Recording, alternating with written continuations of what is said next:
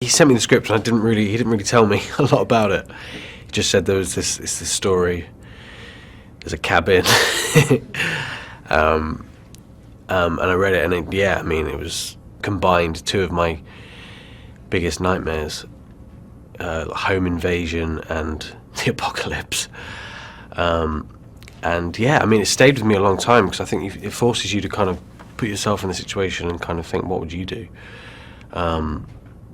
It's just deeply disturbing and pitched at, it's such a fever pitch of kind of conflict, and there was just so much going on, and all confined in this one space with kind of very few characters. So it was, I found it really, really powerful, really moving. And I think he's an absolute genius in this genre and as a storyteller. I think you kind of develop this kind of second language, really. We kind of were on the same page, and his direction is just, he has this way of putting notes articulating notes in a way that kind of gets right to the heart of it, and he doesn't really have to say a lot for you to understand exactly what he wants. I love working with him. He's just so warm and really nurturing,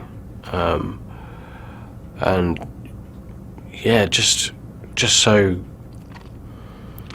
I think, just really brave, and like what we're seeing from him now is just some really bold storytelling. He kind of expects kind of absolute kind of perfection, and it's brilliant, because it really kind of forces you can never really sit back and relax. Even if you're in a scene and you're just sat in a chair in the background, he can see you, and you have to be in it, and it's I find it quite a thrilling way to work. The cabin is a perfect setting for something like this, because it's a place where it's just so isolated, anything really could happen, and you're so far away from kind of any help, so it just makes it even more kind of disturbing. There's this real, like, kind of manic kind of fear that comes with him, and he's a character who's also kind of in reform. He's obviously got a shady past, but I think where we find Redmond, he's actually kind of doing okay in life, and he's kind of in a good place, and suddenly he's hit with this huge kind of burden and decision to make. He's kind of very aggressive.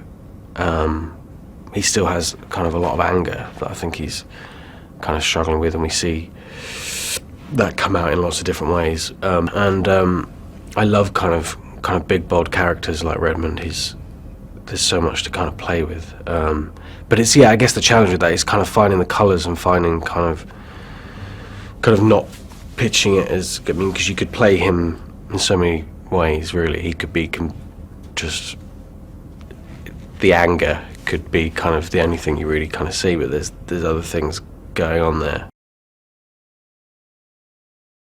Dave is amazing. He's got this just incredible presence. He's physically just this kind of mountain of a man, and just really sweet, and just